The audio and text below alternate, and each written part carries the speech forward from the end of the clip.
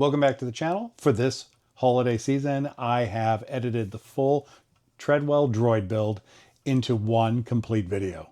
A true step-by-step of what it takes to build a Treadwell. You'll learn scratch building techniques as well as how to incorporate 3D printed parts into your build. And I've uploaded every part to printables.com. Everything that I've made for this droid, every 3D printed part that is available, is now on printables.com, including a few extra. That link is in the description. Now sit back and enjoy as we combine wood, metal, rubber, 3D printed parts, and paint into a Treadwell. I have already built a Treadwell that matches the A New Hope droid. This droid is articulated. Its head moves up and down, it looks left and right, it moves around on its treads, and it's completely remote controlled. For this build, it will be slightly different. I'm not going to match the A New Hope droid, or remake the one I've already done. My plan is to make one that's a little bit different. So I'm going to change the color, I'm going to probably put on different arms. I may make some of the arms articulated, and I'm definitely going to add additional details. But it will be, a completely different droid. So my two Treadwells can live together in this universe. To kick things off, I'm building the head and neck in this video. I will include plans where appropriate. I will include links to the 3D printed parts. I will include as much as I can in case someone out there besides me really wants to build a Treadwell. So let's get started. I would like to start the project by kind of explaining what we need. Here are all the parts that we need for Treadwell's head. There's some additional parts that you also need for the neck, but right now let's just talk about the head. This part right here is the Treadwell's eye, or the front lens for both eye stalks. And this part is a found part. It's a part out of a Patterson Trident viewer.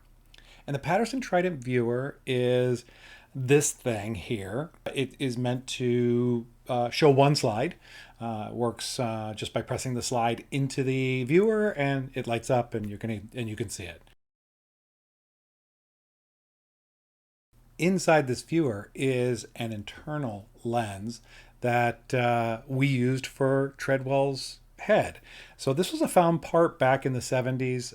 There were probably a bunch of these types of viewers. The viewer itself was used for one of the Death Star props, one of the cameras, and the internal lens was used for Treadwell's eye or eyes. You will need two to complete a Treadwell, or you can 3D print the eye fronts or the eye lenses. You have all of the parts available to you on rebel-droids.com, which allows you to print everything you need. You will, however, need to pour the lens with resin rather than print it. You can print it, but then go back and make a mold of it and pour it in resin. The other 3D part that you're going to need is going to be this next piece.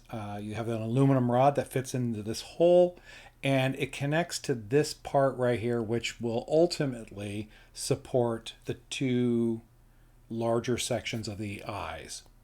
This part right here is to hold the servo. So we're going to need something to attach the servo to. So all of these parts are going to be available on Thingiverse. So the link will be in the description as well. The eye fits into this 3D printed part, or the lens fits into this 3D printed part.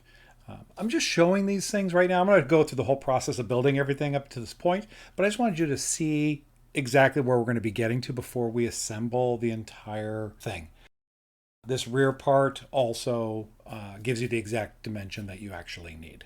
Additionally, you're going to need I'm using 1/8 inch plywood for all of the construction of the eye stalk. I suppose you could print this.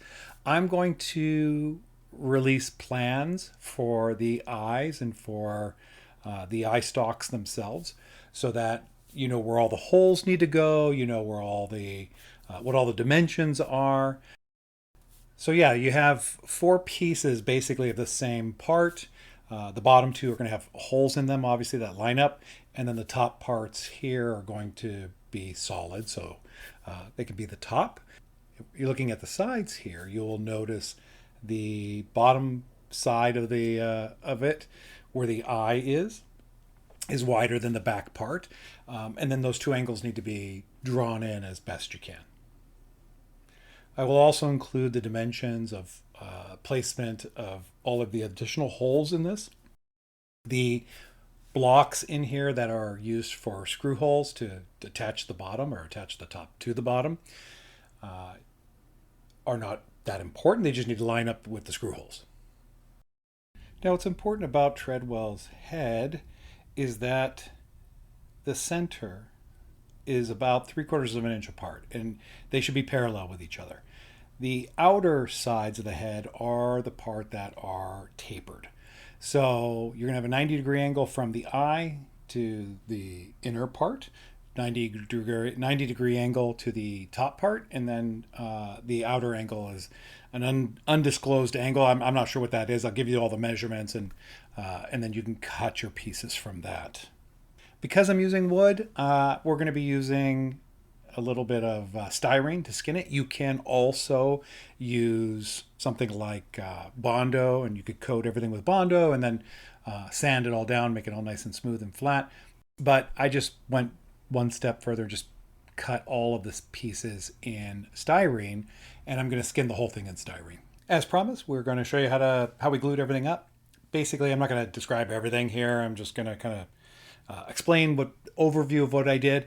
Essentially, I'm using the 3D printed parts as a guide so that all of the parts were lined up based on the 3D printed parts, the front and the back of it.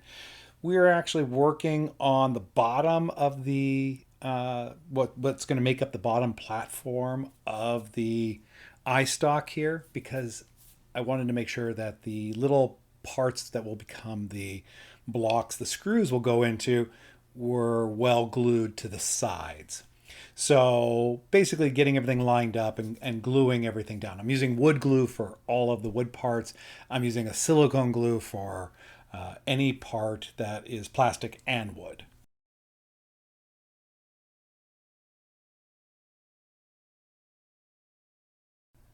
It's important to remember, don't glue that bottom part to the rest of the enclosure. Okay, once all the dimensions were transferred onto the wood, basically the holes, the placement of where the servo mount's going to go,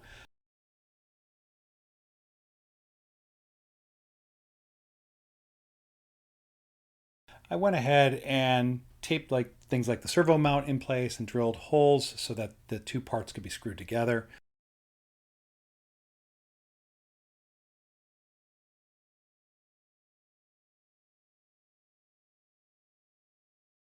I also drilled out the openings so that it allowed me to cut the openings of those parts. I used a file to clean up the edges of it, make sure everything fit together properly.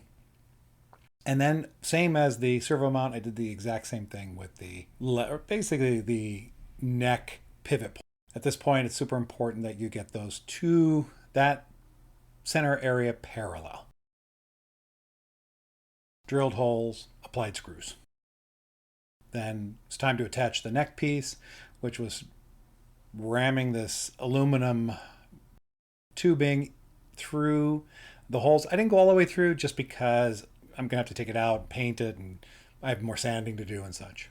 Basically, once I had all the parts in is when I went back and measured and figured out what all of the openings were, how much space I needed, and those are going to be in the dimensions of the final parts.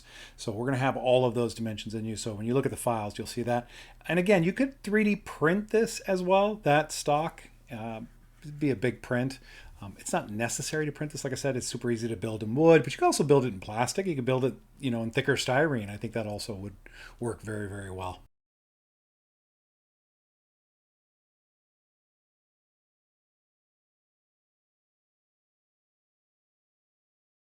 Drilling the holes for the bottom piece to go into those wood blocks that we talked about earlier.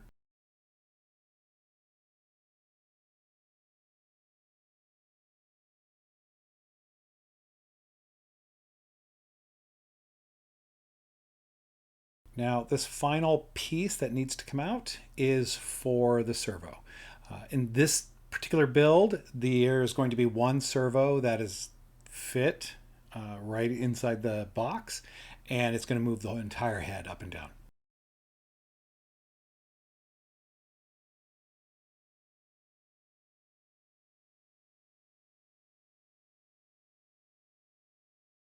Finally, getting around to skinning the entire box with styrene. So I just used a really thin gauge styrene, some silicone glue, spread the silicone glue all over the wood, and then just laid the styrene right into it.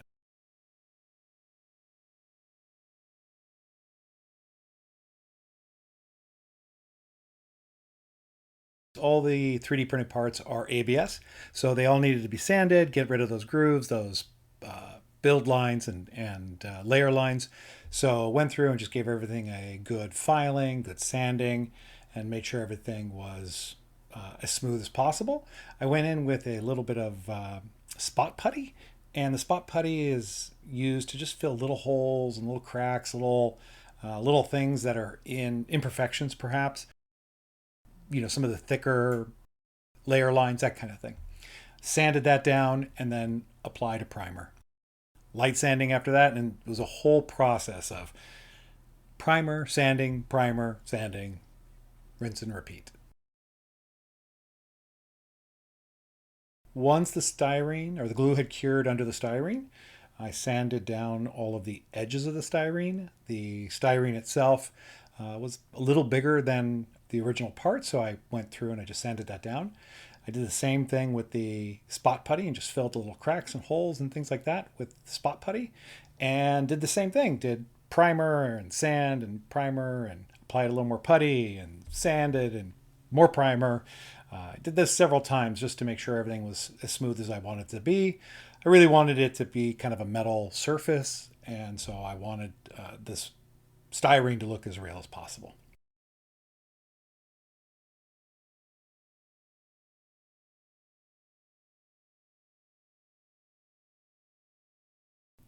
Added black for the interior of the box, and then more primer. These are the eyes, so these parts needed to be cut off. The Dremel made quick work of it. I used a cutoff wheel to kind of section off the part that I didn't need, and then I used a sanding wheel to smooth out the inner ring. Taped everything up, and then added paint. My final color was Citadel Death Guard Green in spray paint.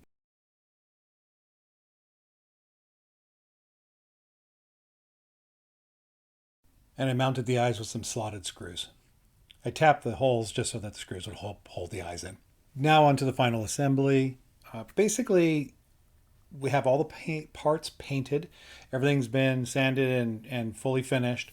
Now it's just a matter of getting all the holes have been drilled, all the screws have been fitted to everything, and now we're just simply getting the parts to go together.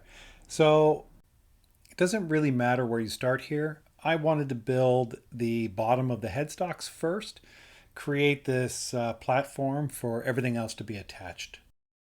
So the stocks, bottom plates of the stocks went on first, just so that the eyes would be in the right place.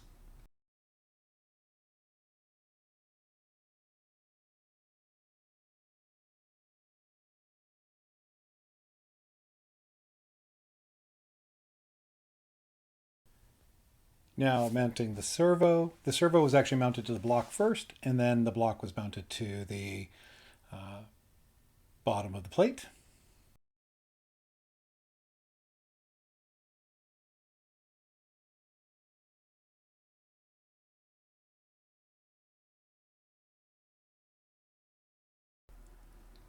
Each lens fitted into the corresponding eye stock.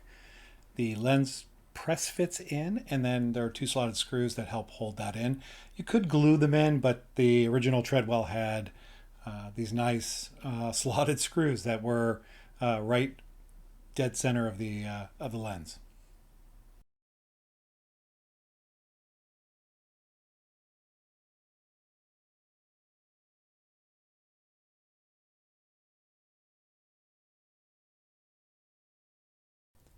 Test fitting the case. Have to remove the servo horn to get that case to fit in properly. Just this first time I was still fitting and fidgeting with the opening.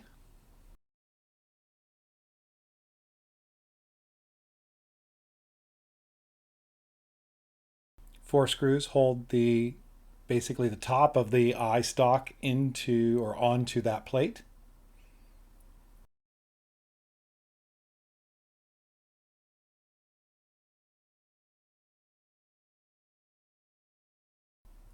With the other side, we're going to rinse and repeat.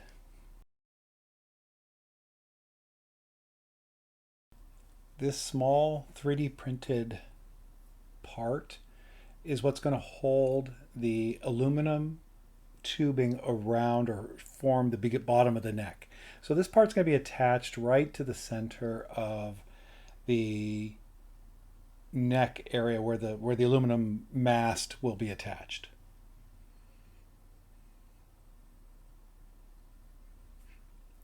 And basically everything gets screwed together. So there's a part that's attached at the bottom, which is a hub, which will fit the shaft that's ultimately going to turn the neck. Then there is the screws that go through the top of it and go into that 3D printed part.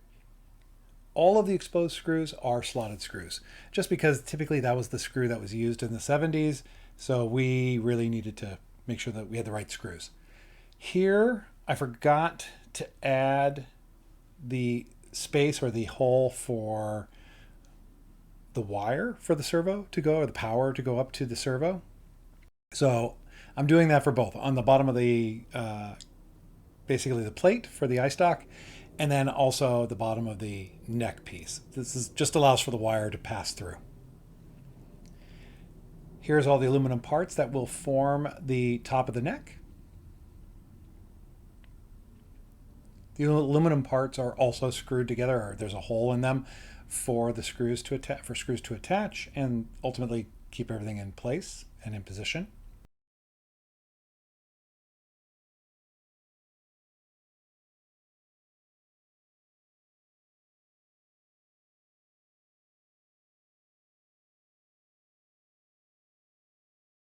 The black part is a painted aluminum piece. On the original Treadwell, that black part was the slip ring.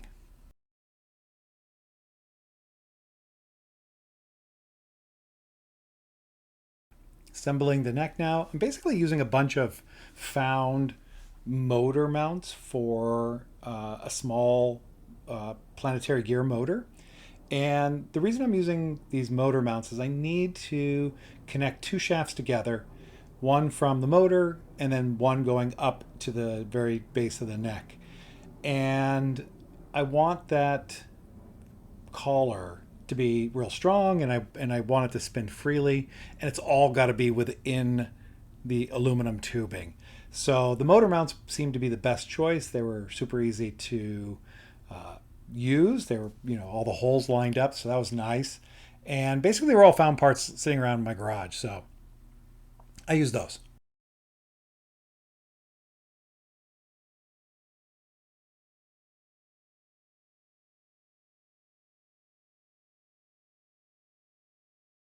The motor mounts are trapping this aluminum sleeve, and this aluminum sleeve fits within the other outer aluminum pipe, which you'll see here shortly. This was a bit fidgety, as you need to make sure that that aluminum pipe is centered so that the motor and everything can slide down into another aluminum pipe. The mast is basically a series of aluminum pipes. I'm going to do that in a different video, but I wanted to make sure that the neck was prepped and was really done based on that pipe. So I have the parts of the neck that I'm going to be, or parts of the mast that I will be using, and they're going to, and so I use them to make sure that all these parts fit together.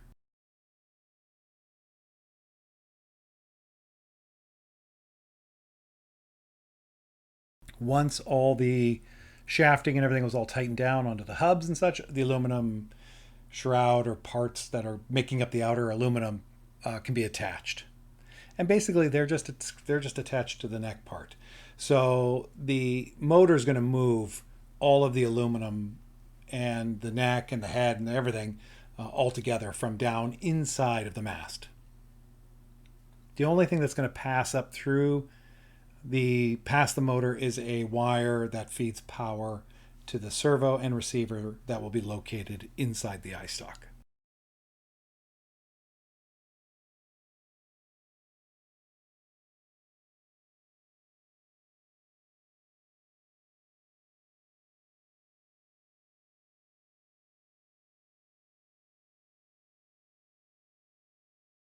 Of course, I had to take it all apart because it was really tough to try to work this aluminum pipe through the actual neck part and into the those lower hanging parts of the eye stalks. This just made it easier for me to work on the whole thing. So I just pulled the 4 screws from the top and just removed the neck from there. In the middle between the two necks parts are 2 shaft collars. They're just 2 regular shaft collars that fit that aluminum pipe perfectly, and they just are tightened with a set screw.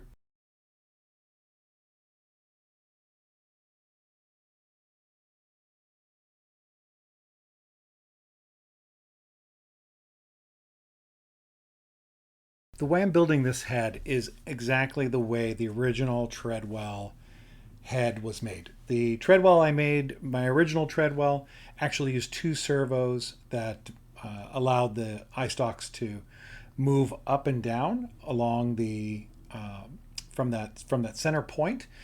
But this particular Treadwell and the original Treadwell used a arm, if you will, a lever that attached to the base of the neck and allowed the servo to push up and down on the eyes.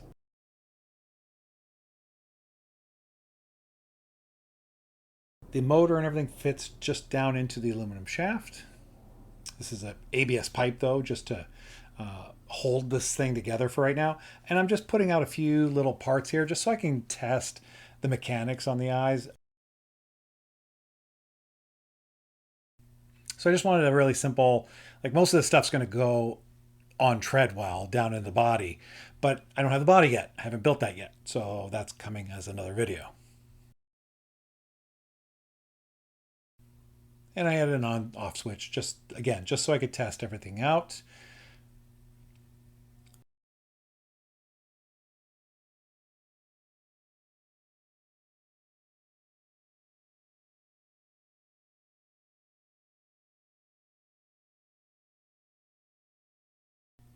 Power wires run up through the neck and up into the head that connect to the receiver, and then ultimately the servo connects to the receiver.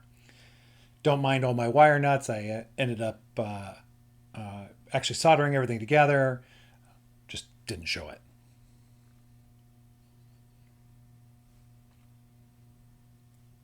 And the base of the motor wires are connected directly to the speed controller.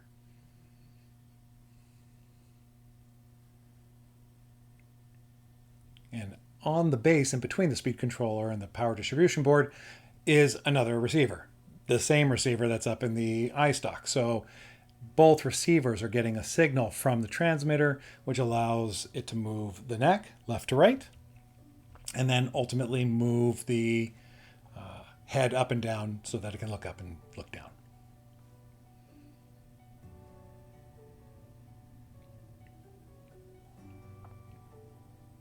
Of course, I had to take everything apart just to make sure I could get everything, all the electronics in there properly and wire this up properly. And again, most of this wiring is just for me to test it. I really didn't want to do something that was super elaborate. It's not something that's super finished. The only thing that's finished is the servo in the head with the receiver in the head. And basically you can see right in the center there, the arm that's attached to the neck, and that's attached to the edge of the servo horn, and it allows the servo to lift up on the very front of the face, or front of the eyes. The head left to right side motion is controlled by that motor and the speed controller.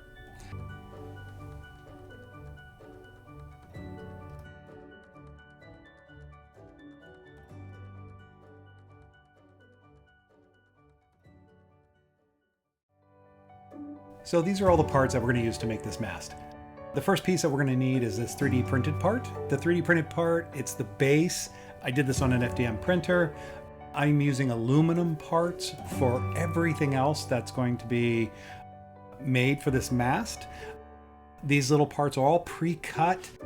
The aluminum tubing is all from an online metal supply, and I got it all cut so that the inner diameter and the outer diameter would all fit together accordingly, and basically each one of these little parts would slide over a larger part or a small, or smaller part. In the case of the mast is about, overall it's about 31 or 32 inches long, and each one of these pieces needs to slide over that main tube. And buying all of these on this online metal supply place made it easy for me to figure out which parts went where and what sizes I needed. I was able to order the inside diameter and the outside diameter that I wanted, and then be able to kind of fit them all together. When they arrive, none of them really fit together properly. So I do need to go through and sand and probably lay out the interiors of them and the exteriors of them so that they all fit together properly. And a big part of this video is going to be how we do that. You cannot do a project without sanding. So as in all of my videos, there is lots and lots of sanding in this one as well. This is the 3D printed part. It is the base of the mast, and it is 3D printed because it doesn't need to really support any weight. The mast actually sits on the frame of the base of the droid. So this piece actually is just making sure that the mast stays upright, and it does a fairly good job. My other Treadwell has this exact same part. I'm going to make this part available on Thingiverse, and I will put a link in the description for this piece. And like all other 3D printed parts, they do need to be finished. So there is a great deal of sanding, there is filling, and there is going to be painting and priming and all of that good stuff. And then we're going to repeat and do it all over again. I'm going to save you guys all of that pain and fast forward through all of it and just show you this little piece of sanding. And then we're going to move on to the rest of the build. It's worth noting that this particular piece is made of ABS. And I basically do this process with all of my 3D printed parts. I start off with I think it's about 120 or 150 grit sandpaper on the rotary sander.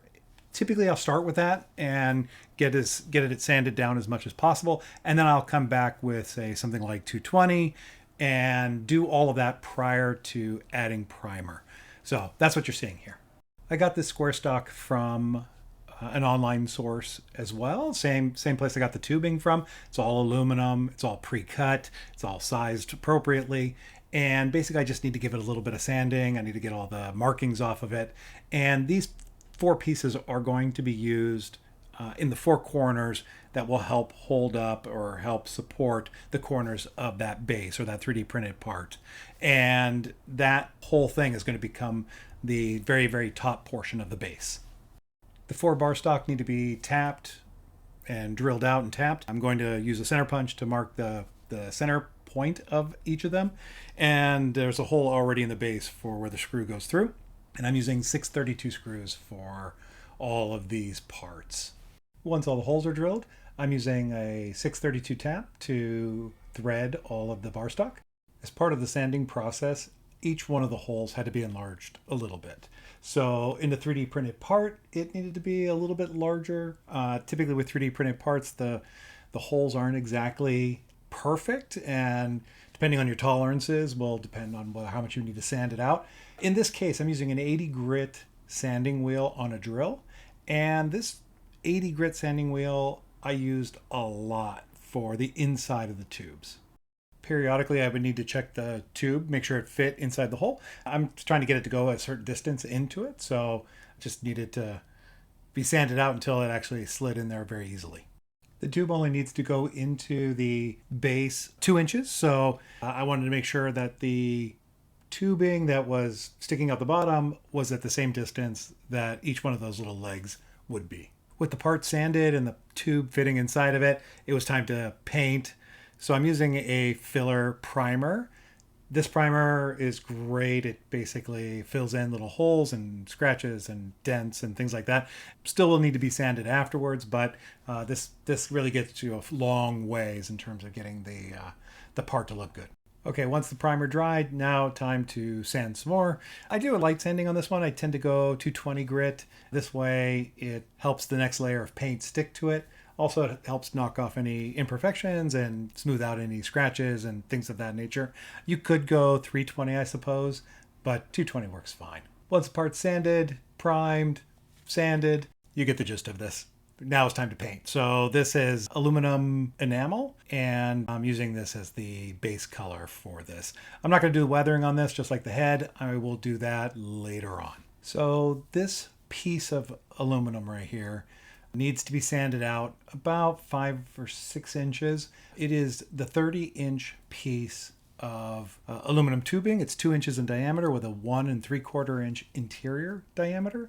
The piece I'm trying to slide into it is 1 3/4 inch outer diameter. And so it's just, I'm trying to sand it out so that the smaller piece will slide into it. I actually have the tubing connected to my ventilation system or to my dust collection, and I have the tube just shoved into the hose, and that way when I sand, all the sanding particles are going up into the ventilation. As I mentioned in the beginning of the video, I used a lathe to get some of the parts to fit together. I have a small little hobbyist lathe. It won't do very large parts, and I'm really pushing it on terms of the size of the diameter of these pieces. So it allows me, though, to kind of thin out these parts. It also allows me to lathe out the inner walls.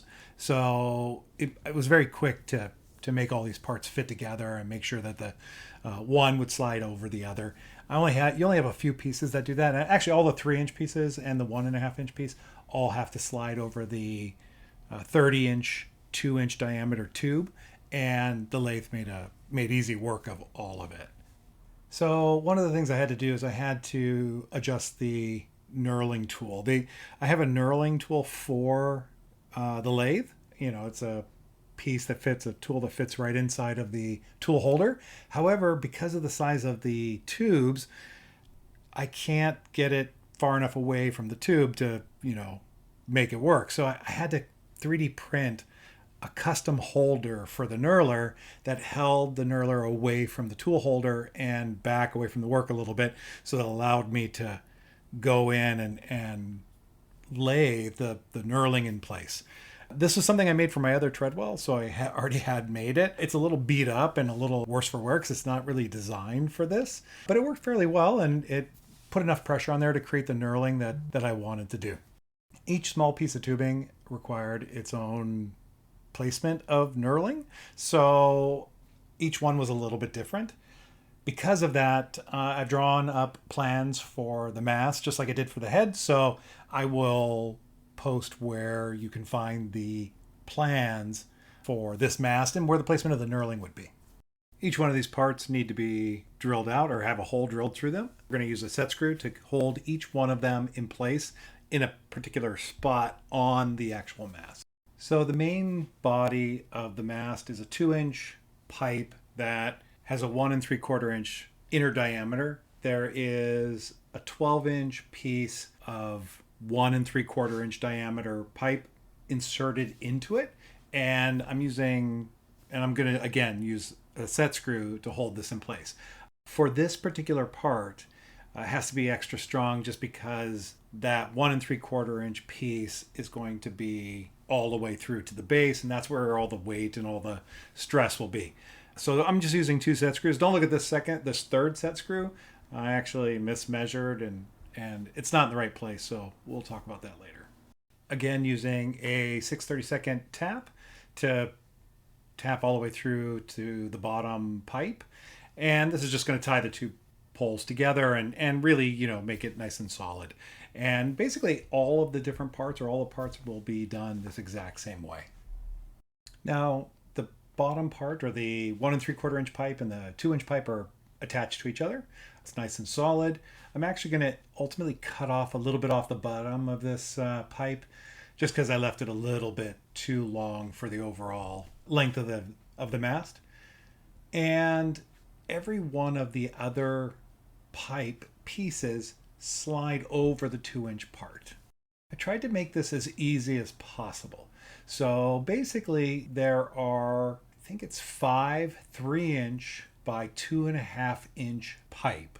And the 2.5-inch pipe, each 3 inches long, have an inside diameter of 2 inches. There is one piece, a 3-inch piece, that has an inside diameter of 2.5 inches, and it's 2 3/4 inches on its outside diameter. There is one small 1.5-inch piece that is also 2.5 inches in diameter with a 2-inch diameter on the inside. Without going into a lot of detail about where each one of these are placed, this was kind of figured out long ago, and I believe this was originally the first set of plans for Treadwell were designed by Dave Everett. I think that he was really close in a lot of ways, and I've only modified it a little bit based off his original drawings. Basically what I'm doing here is I'm just making sure that each hole in the aluminum pipes, outer pipes, are in the back, or what will be the back of the mast. And then I'm marking where I need to drill the holes for the set screws. So I'm gonna, based on my measurements, based on the dimensions, again, all of that will be in the plans. And I really want the holes to all line up. So I'm just going through and measuring everything out beforehand. The holes here are all drilled and tapped. I didn't think it was necessary to show you that part of the build process again. Seen that enough already in this video. So now it's just a matter of slipping the parts on and inserting the set screw.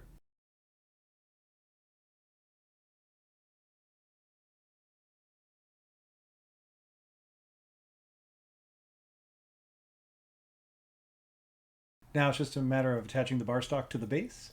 Everything was done beforehand, so drilled everything out, tapped everything, and now just attaching everything to the base. So added a set screw from the base to the mast. I also drilled a larger hole for the wires to pass through that go from the head and from the neck area down to the base of the body where the batteries will be, and the controllers and everything will be down there. Disconnected the head from the previous setup. The previous setup was in the last video. I now need to connect or run the wires down through the mast.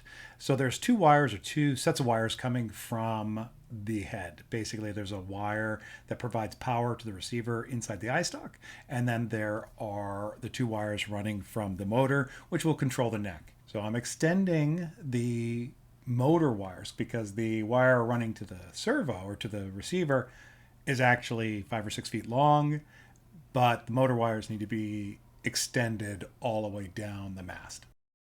Splicing the wires together just so that they are ready for solder, and a heat shrink tube that's going to wrap around them. Okay, holding the wires in place and just really quickly just soldering the two ends together, using 2 heat shrink tubes here to cover each one of the solder joints. Sliding a larger piece of heat shrink tube over the whole operation. This is to protect all the wires going down into the mast. There's going to be additional stuff running back up to the mast. I want to make sure this is well protected. One last hole to tap, or drill out and tap. The neck needs a set screw. This one pipe right here, this one piece of aluminum tubing that is connected between the motor mounts, is going to slide down into the pipe of the mast, the main pipe. And this one little piece will be holding the head in the right position, or the neck in the right position, and support the weight of the motor and everything, basically. So first drill it out, then simply tap it. Again, I'm using 632 screws and a 632 tap, and that way everything kind of matches and looks the same. Okay, it's now ready to go together. So I need to feed the wire down through the mast, basically pulling on the wire on the other end. This was a little tricky as I was trying to hold on to the head and trying to hold on to the mast, get everything to line up properly, get everything to slide together without putting undue stress on the head. I undid the set screw for the very, very top piece there, just so I could get the set screw into the neck section. It's important that the neck section screw goes down below the surface of the aluminum. That way that top piece can slide back into place. Once it's attached, then that top section could go back in and the set screw reinstalled.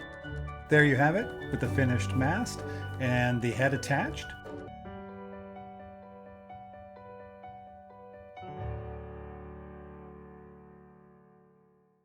The first thing I do when I scratch build something new is to draw up a plan on paper and work out all my measurements. Once I have the plan, I buy materials and work out how I plan to make this thing. In this case, I'm making the side of the base using a 3/4 inch piece of hardwood. The hardwood will provide structure and strength to the overall base of the droid. I transfer my measurements to the piece of wood prior to making any cuts. This is a 1 inch by 2 inch piece of hardwood and will become the cross members for this base. I marked them at 18-inch lengths. 18 inches will be the inside width of the base of the droid. A 1 by 12 inch board is used to make the top platform of the base. Quick trip to the chop saw and cut all the boards down to size.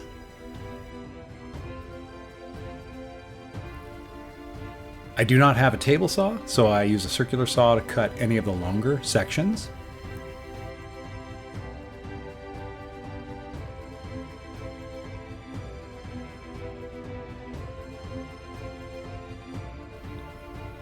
Assembling the frame with wood screws and glue.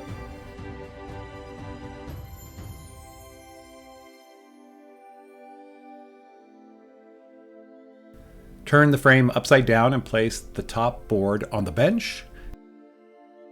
This board was cut down widthwise to 10 3/4 inches. As with the previous parts, I will release the drawings I created for the base as well.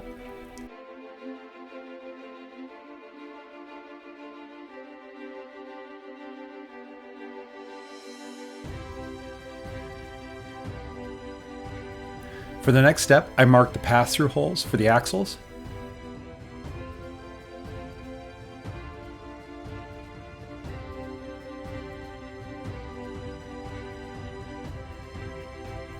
The frame for the Treadwell is made of Acto Robotics U-channel. In my initial planning, I figured out what pieces I would need prior to starting. You could weld a frame together or use other techniques. I like the large selection of pieces and parts available through this system. Sadly, the system is discontinued. However, there is a replacement for it called GoBuilda. It is basically the same thing, except it is based on the metric system. You'll have to make modifications to my design to make it work with this new system. In this design, every axle will need 1 bearing. For axles without a motor, you will need 2 bearings. There are 4 sections that house the non-motor axles and bearings. The track tension system is built into this metal frame.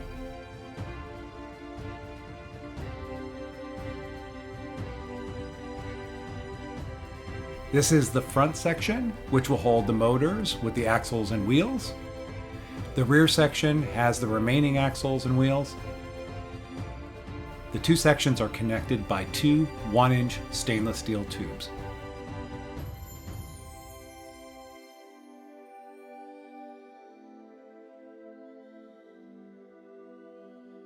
In the process of figuring out what I needed for the frame, I ended up with enough pieces to build a complete second frame.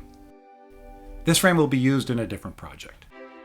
The top of this base will be connected to the bottom of the mast, so drilling holes to attach the mast here.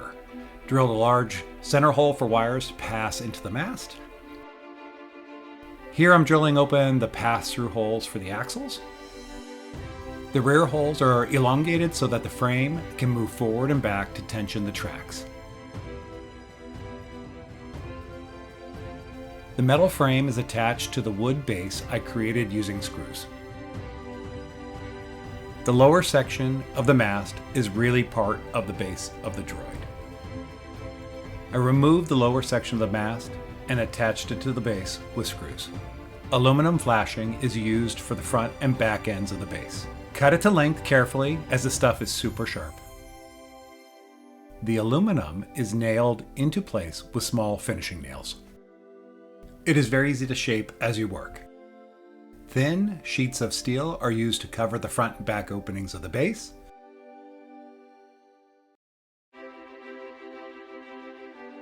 These panels are attached with screws. I will eventually hold the front panel in place with magnets to allow easy access to the batteries. I applied Bondo to all exposed wood areas to remove any wood grain or texture. Then onto my favorite thing in the whole world, sanding. The entire base will require at least one round of sanding. To make the side cages, I purchased metal mesh available from Home Depot. The metal's cut into appropriate shape with metal shears. I ended up 3D printing a frame for each side. The metal is bent and attached to the 3D printed part. Additionally, I modeled and printed a mount for the cages.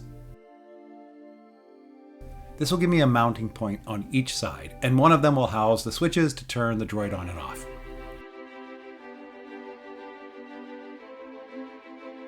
The back panel of the base has an antenna. This is a printed replica of the antenna. I drilled a hole through the panel and the base of the antenna to attach them. The base is primed with filler primer to fill in small imperfections.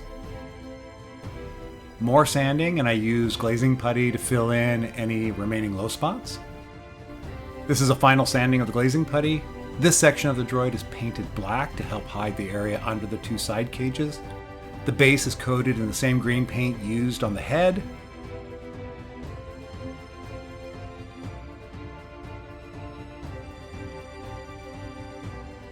The antenna was primed black and then primed silver, adding a stripe accent detail to the base of the droid. I'm only doing the initial base colors and will make a separate weathering and detail painting video.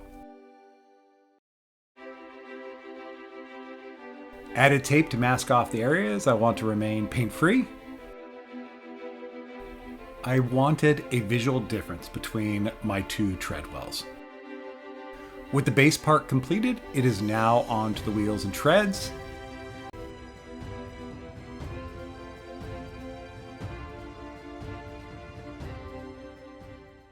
Just got the belts in, and these are the 70-inch, half-inch pitch, 3-inch wide blower belts for race cars.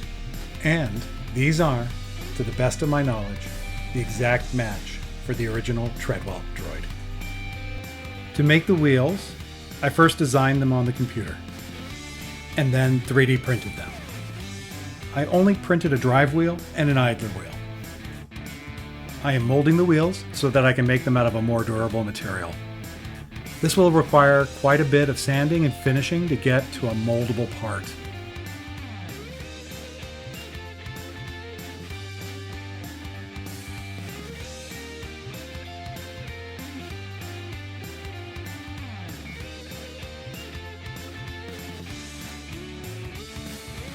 Molding the wheels was very straightforward. Used a wax cardboard tube for my mold wall. Mixed up silicone and degassed it with a vacuum chamber.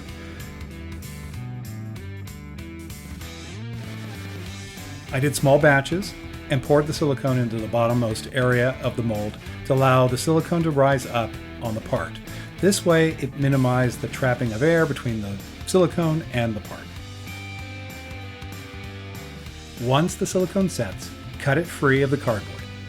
To get the part out, cut a jagged line to the part down one side of the mold.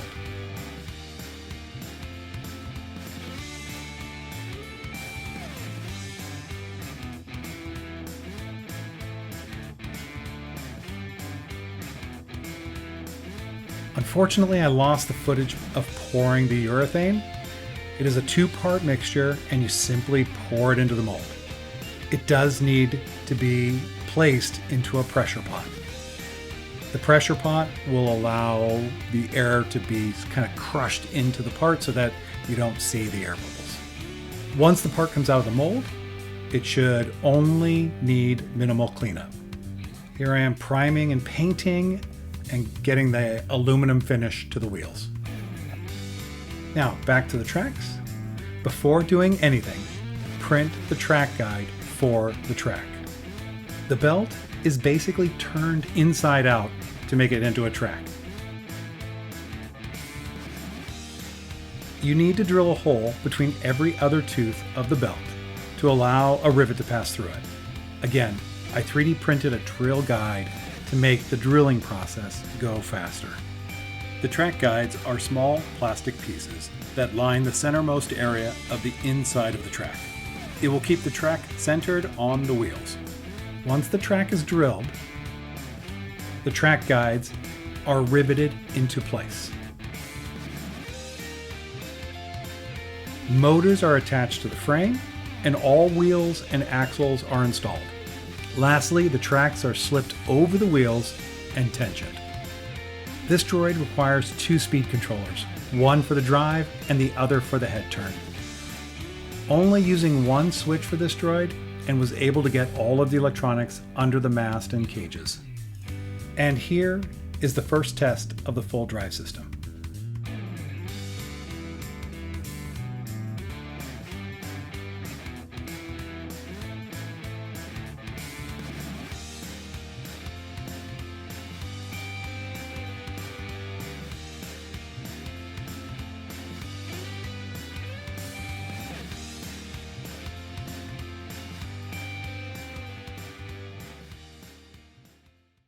I have a collection of parts that make up the arms, from 3D printed parts, aluminum tubes, brass tubes, and found parts. This part was used on the original Treadwell. It is a pickle fork, and I got this from Amazon. They are still available today as they looked back in 1977. This is the arm hanger I made for the first Treadwell that I built. I modeled it based on the very grainy pictures that were available back then. It is a little thin and can break very easily. So I made lots of backups of this part. For this version of Treadwell, I wanted that part to be a little bit more robust. As you can see, this version is thicker and hopefully more resilient. I have STL files of both versions if anyone is interested. Just hit me up and I'm happy to share them. These small parts could be bits of tubing or 3D printed, as these are. The parts are used as end caps or to give the tubes some dimensional texture. For this Treadwell, I'll be making arms that match the A New Hope droid and adding one of the arms from Empire. You can combine 3D printed parts and different size tubing. These parts are very specific to one arm. That flat piece sitting there is part of one of the arms I have on my first Treadwell. This little piece right here is a faux pneumatic fitting. The original Treadwell, built for the first film, used pneumatics to move the arms and extend the mast. So I made some faux pneumatic fittings and parts to match the original droid. I am not making anything move pneumatically. I just wanted the illusion that they would work. I have 3D printed parts, various tubing of different sizes and materials, and some found parts. All arms in this build are static, however, they can be positioned or posed as necessary. This is truly a mixed bag of parts. I've made several arms for the various Treadwells that I have built. This one is a little saw that I scratch built. This arm is on my first Treadwell and it started its life as a soldering iron. These arms I will show how to make today.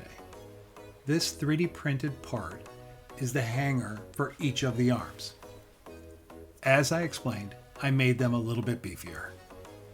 Some are printed in ABS and some are printed in resin. I'm experimenting with which ones will be easier to finish and will be the strongest. I first plan out what size the tubes I'm going to use. Most of the arms are anywhere from 12 inches to 18 inches in total length. I start off by measuring and cutting the tubes for all the arms. I use a tube cutter, but you could use a Dremel or a saw to cut the tubing. The tubing can be made of plastic, brass, or aluminum. Here are all the parts for the first arm. There are several 3D printed parts and a couple of tubes.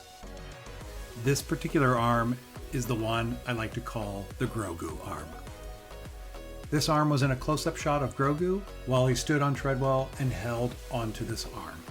Initially, I'm doing a dry fit of all parts on each arm. This way I can check if I have all parts I need to build each arm and to make sure that I sanded the connections enough for everything to fit together. I have not done any finish sanding or prep, just worked on the area where things connect. This fitting attaches directly to the hanger that we mentioned earlier. It is pressed onto the end of the aluminum tube.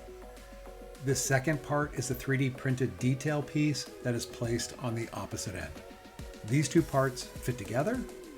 I modeled them so that I could paint them separately. Drilled a hole through the aluminum tube and into the brass tubing. The brass tube has a little bit of threading on it for a set screw to bite into and tighten on the brass. This arm will be completely dismantled, sanded, painted, and put back together. I'm including the hanger and making sure the hanger and end fitting fit together. The next arm is a replica of an arm found on the original Treadwell. It is a claw or gripper arm, and I thought it would look good on this one as well. I will change the locations of some of the arms to help make this droid different. The base of the hanger has a curved back so that it contours to the shape of the mast.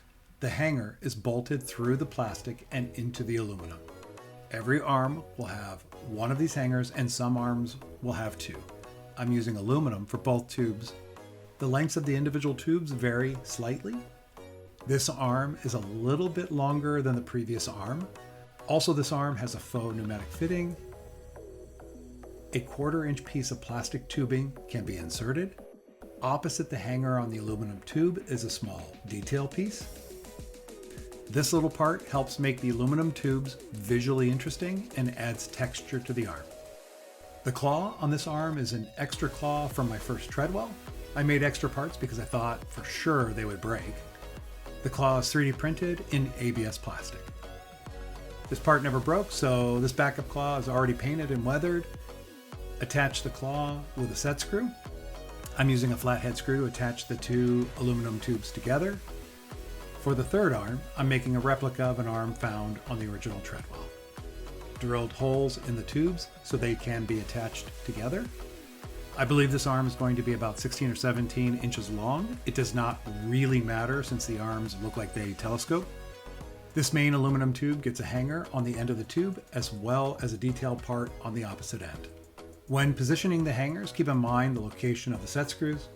You will want the set screw facing the mast. You'll also want the end of the arm to be positioned so that it looks interesting. For the end of the arm, I made a 3D printed part to replicate one found on the original Treadwell. There are two small brass tubes that stick into this part.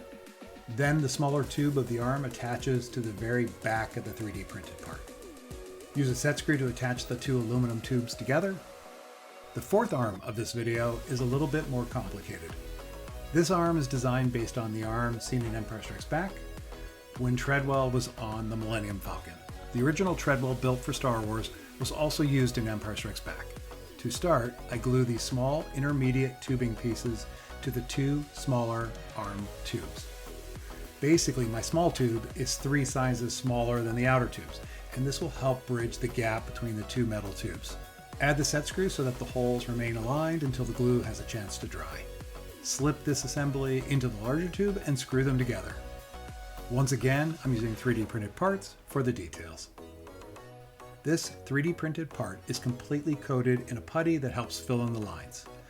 Again, this was a part that I had left over from the last Treadwell build. Attach the hanger to the main tube of the arm.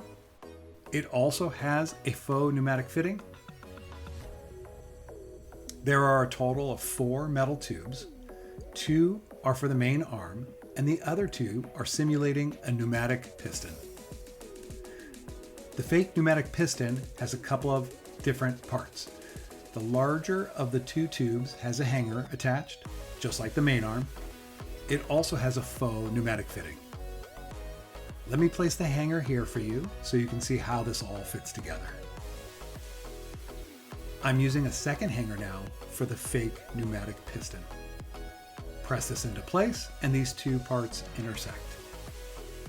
Place the smaller tube inside the larger tube here and attach it with a set screw. The end of this fake piston fits onto the end cap of the aluminum tube and creates the illusion that the fake pneumatic piston would move the upper arm. For the end of the arm, I slip on the first 3D printed part. This big part here has a hole for a 1/4-inch plastic tube to be inserted.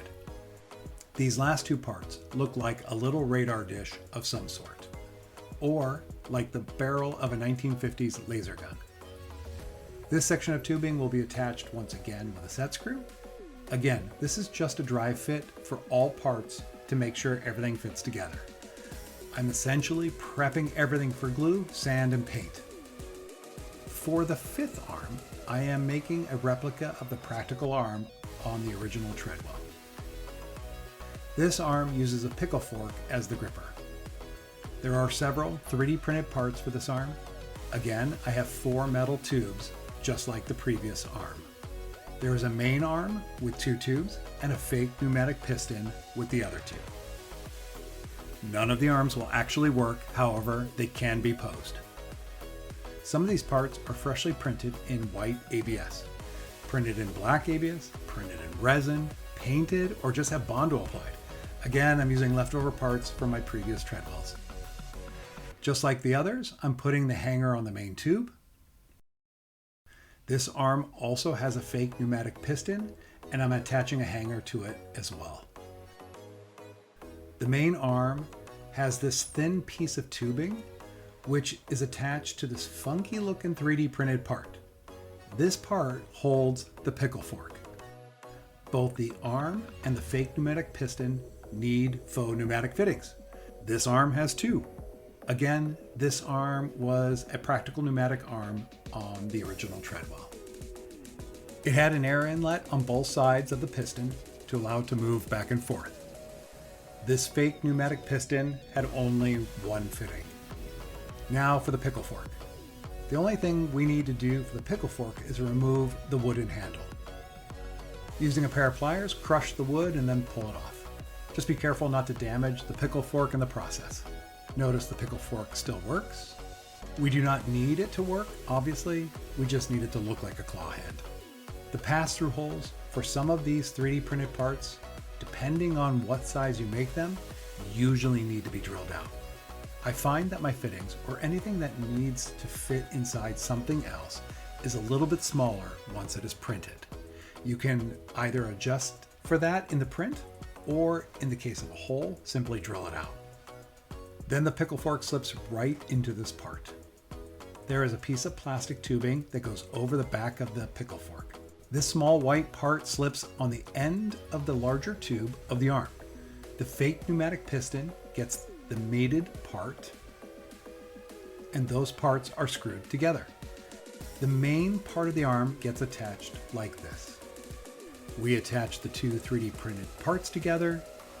The pneumatic piston, because of the way it sits on the droid, doesn't need a set screw. Because of the smaller tube can slide into the larger tube, it allows the arm to be posable. Now onto the high-speed montage of disassembling, sanding, cleaning, gluing of the small parts, priming, and painting the aluminum base coat to all 5 arms.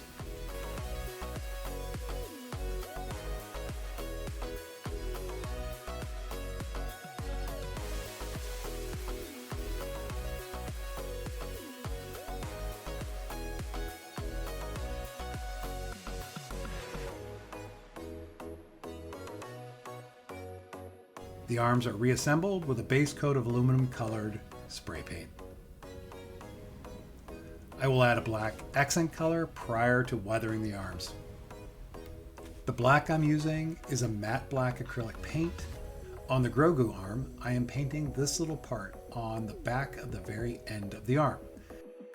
On the arm with 2 prongs, I am painting the whole center section of that arm, using a detail brush to get in close to the other areas and trying not to get paint on anything else.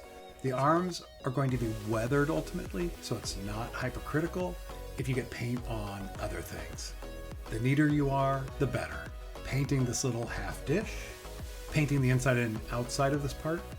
With the black done, I'm mixing a couple of metallic colors, making a muddy, grayish, dirty looking paint. Paint the parts that slide in or look like they slide into another part. This gives the parts a little bit of that grime or grease look. To weather the arms, I'm doing a wash of black enamel paint with a mineral spirit or white spirit. The mineral spirit waters down the enamel paint to a thin wash. This will allow the color to streak and form drip marks on the part. This is used on smaller models to highlight panel lines. By mixing your own washes, you can control the heaviness of the color. This wash is used to weather all of the arms and make them look a little bit more metallic. Since I want the paint to drip down with gravity, I am hanging the parts on a wire in the direction in which they will be hanging on the droid. I am painting and weathering the arms prior to attaching them to the droid so that I know each arm is completely coated with the wash and dirt. I'm adding different thicknesses of the wash to each arm so some look extra dirty and different. If I was to do this on the droid, there is a potential that I could miss parts of any arm. With this piece hanging down, it will pool in certain spots and it will look like dirt or grime that is dripping off the arm. Everything gets painted, even the attachments to the mast. All the arms are hung to dry. You can see how the paint has left drip marks and pooled at the edges.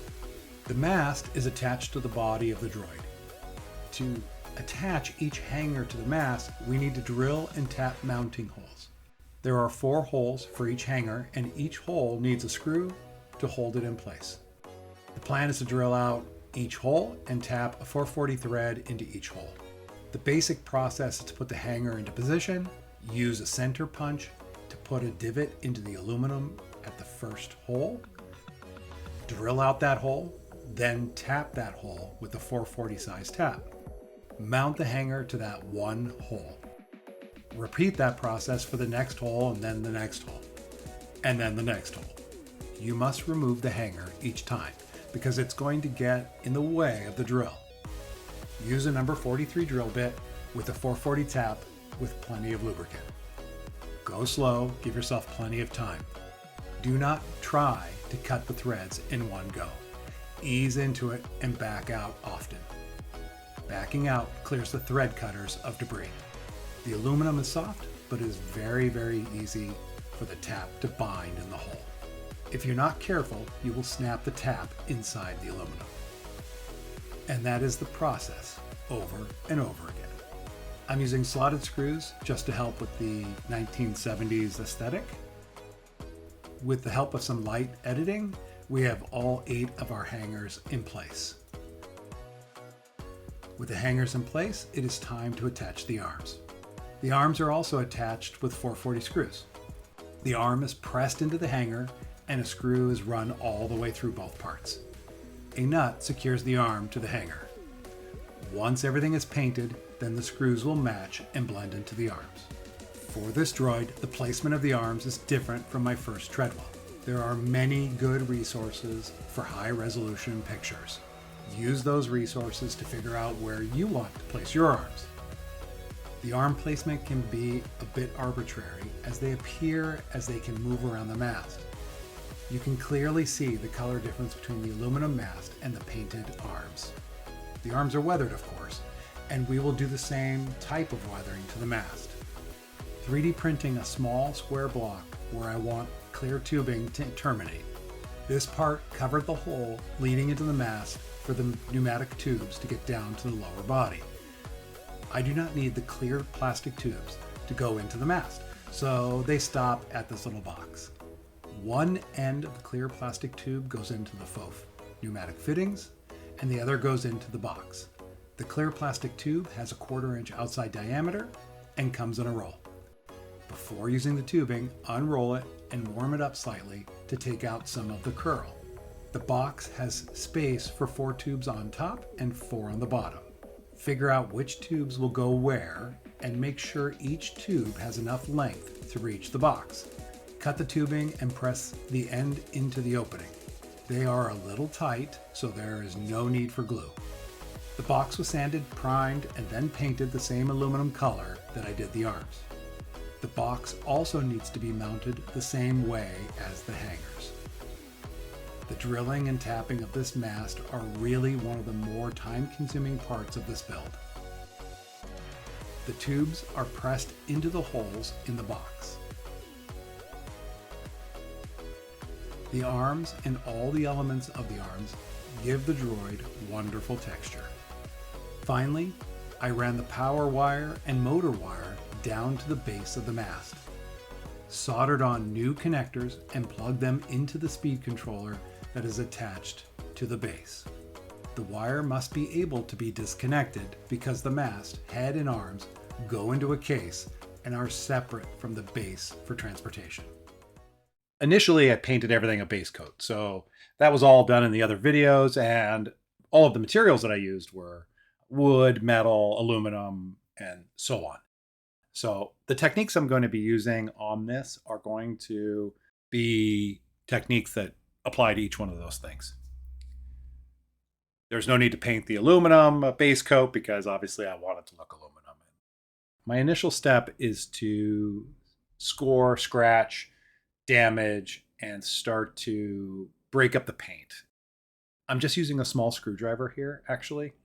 The screwdriver is just making little scrapes, scratches, dents, and marks in the paint. I'm focusing on the yellow a little bit to make sure that the paint is damaged and doesn't look so pretty and pristine. Initially here, the front panel, the rear panel, the very ends of the droid are all metal. So I'm able to scrape as deep as I want. I can really scratch this stuff and bring out the metal, bring out the aluminum. The droid needs to look like it is had seen a lot of wear and it's really old. So a lot of these panels are going to show wear where paint is chipped off and paint doesn't has been scraped, either because you're removing the panel or you're putting the panel on or whatever the case may be. Basically, I want to go through and scratch up all the surface of the paint on all of the metal parts. I'm also scratching up the yellow paint on top of some of the wood parts because I want to show the green through. I want the green to kind of show through that surface. So I'm kind of using a little bit of a lighter touch. When I do this initial scraping, I'm using a variety of pressure, creating lines and scratches, as well as creating large chunks of missing paint. For the parts that aren't metal, I am using a flat aluminum acrylic paint. And I believe this one's from Tamiya, I believe. And I'm trying to be as arbitrary as possible. I'm using a brush that has some frayed hair on it and it's a bit of a mangled brush, if you will, so that I get little lines and little scratches of silver or aluminum on there. Really going through and trying to hit every area that's not a metal surface. I might hit some of the aluminum parts as well, but I really am trying to focus on areas that aren't aluminum. And what's nice about this paint is that it really looks like aluminum that has scratched the surface. I'm really going everywhere. I'm being arbitrary. I try not to do the same thing on both sides. I want to be asymmetrical. I bounce from top to bottom, back and forth. And most of the time, I typically do this over a longer time than I'm doing here. I kind of did this in all one sitting. I did this whole paint job at one time, where sometimes I'll let the paint job sit for a little bit and I'll come back and do more and do more and do more. I'm really doing this for all of the painted surfaces. The head would have these little wear marks on all of its edges. That's one great thing about the Star Wars universe. It is very lived in. You really can accentuate even some of your mistakes if you have a scratch or a dent or something that you think doesn't, it doesn't look perfect. That's something you can highlight with weathering. That's something that you can go in and make it look like an area that got bashed or was damaged in some way. I'm now adding a rust color, rust finish to certain areas.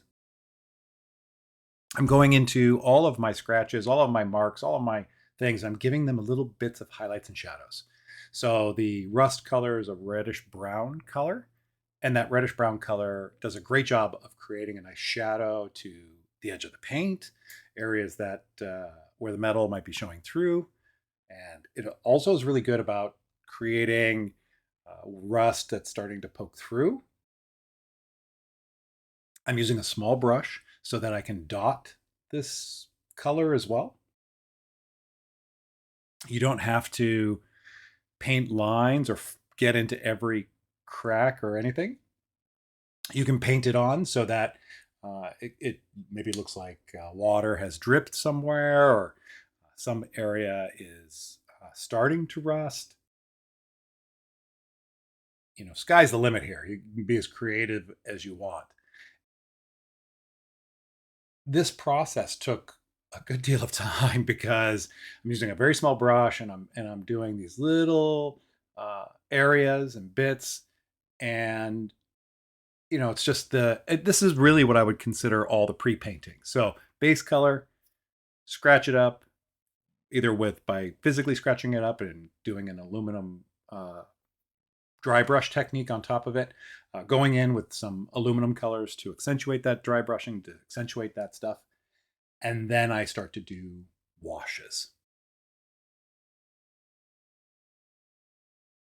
The first wash I'm going to do is going to kind of dirty up the aluminum a little bit. I'm going to use this to make it look like the tool parts moving up and down the aluminum shaft and create a little bit of a shadow between each one of the tool parts, as if they were, scratching and moving up and down. And I'm going to apply this wash to all of the aluminum, just to in varying degrees. Use a damp brush most of the time. This is an acrylic paint as well. I use a damp towel to wipe off anything that might be too much. The color is very translucent, so you can really build it up in small parts and over time.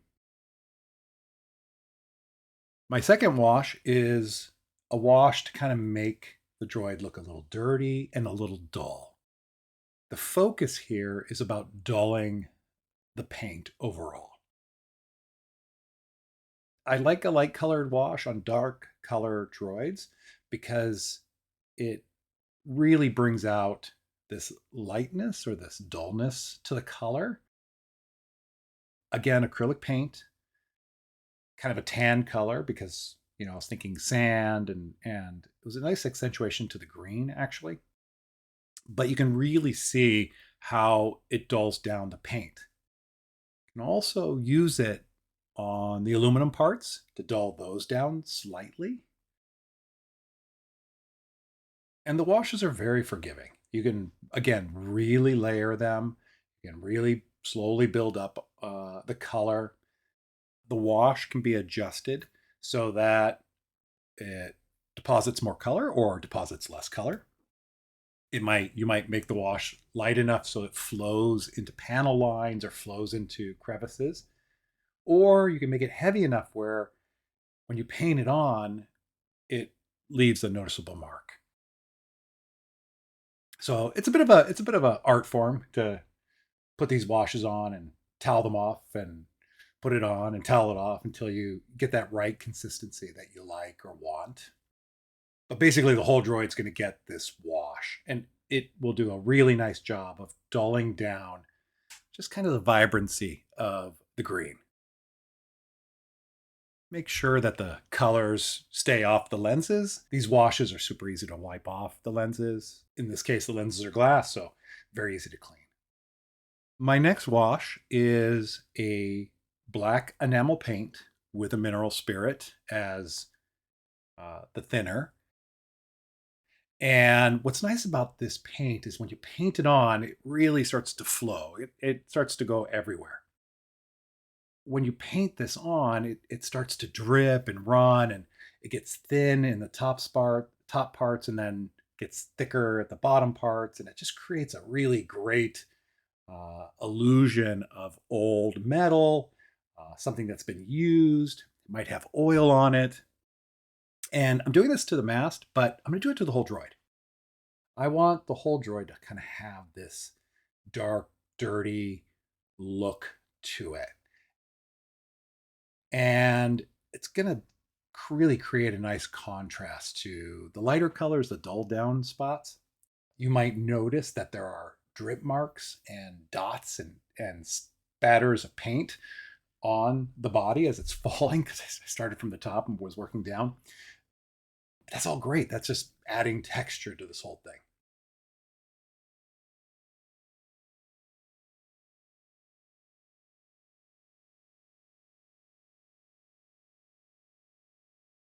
Wheels get the same treatment. The head gets the same treatment. It's actually really arbitrary, and you can even tone it down from here with a few other techniques.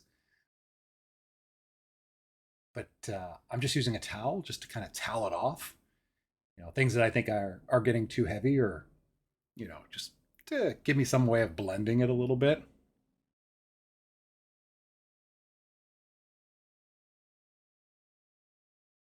And everything gets this really dirty look to it. And you could use some browns in this as well if you wanted.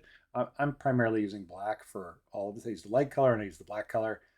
I really wanted to keep this paint job as simple as possible because I really wanted to show how fast and easy it can be to weather a droid. It doesn't have to be a droid. It could be anything that you're making that you're trying to make look real, like it's been used or lived in.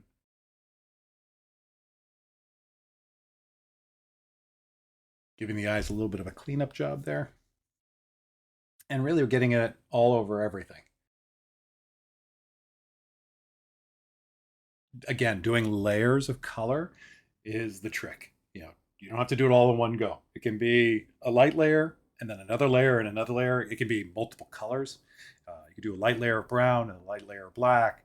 Go back with another light layer of brown, and you'll get some great texture and great detail in it. Here, I'm actually just going in and re-scratching up a few surfaces, adding a little bit more silver to a few surfaces. Again, this is that step where you go back. Oh, I could have a little bit more rust in this area. Put a little bit more rust in that area. Steel wool can be used to this is 000 steel wool. So this stuff will do a great job just to scuff up paint, soften things, without going too deep where it penetrates through the initial paint layer. It's just, giving you some like cleaned up areas, if you will. And you can also use it to soften some things if you wanted.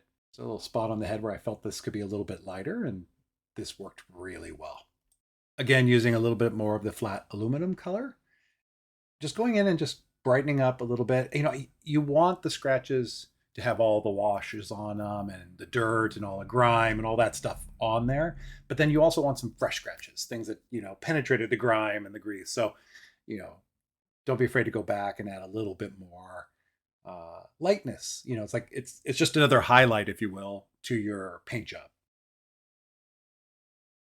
And you can really see my brush is really frayed, and this brush does a great job of creating little lines and little broken up areas. Again, more rust color, and the rust color is just being very arbitrary. You can see there's rust on other things, and I'm just using it as texture, going in and painting in a breakup, if you will, a way of breaking up the colors and just making it all look used and old. This part can, this is something that, I can find myself doing over and over again. Just go, look at it one day. Oh, it needs a little bit more. Oh, look at it another day. It needs a little bit more. So don't be afraid. Here's a picture, or here's a video of the droid pre-painting, or well, pre-weathering. And this is what it looks like weathered. You can see that it looks dirty and used, and there's so much texture going on. It just adds so much to the overall look of the droid. Finally, with this droid finished, here are its basic movements. The head can look up and down, turn left and right.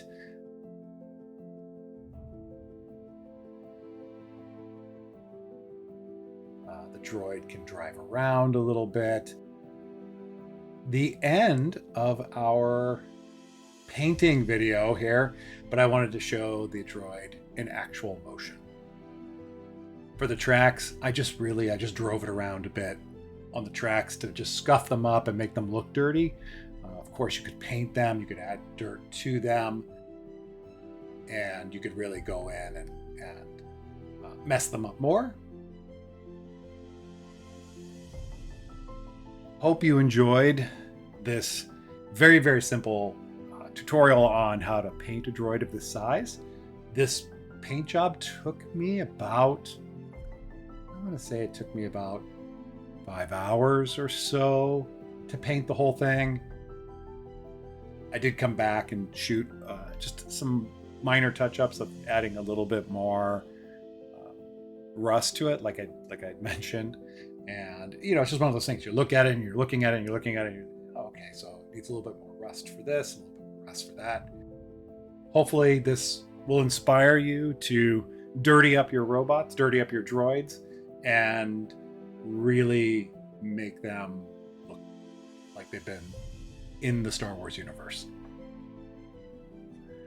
This wraps up the series on building a full-size Treadwell droid. Hopefully you enjoyed this entire series. Let me know if you want to see more content like this in the comments. Thank you so much for watching. I really enjoy putting these things together, and I really enjoy making this kind of content. So hopefully you are enjoying it as well. And we'll see you in the next build.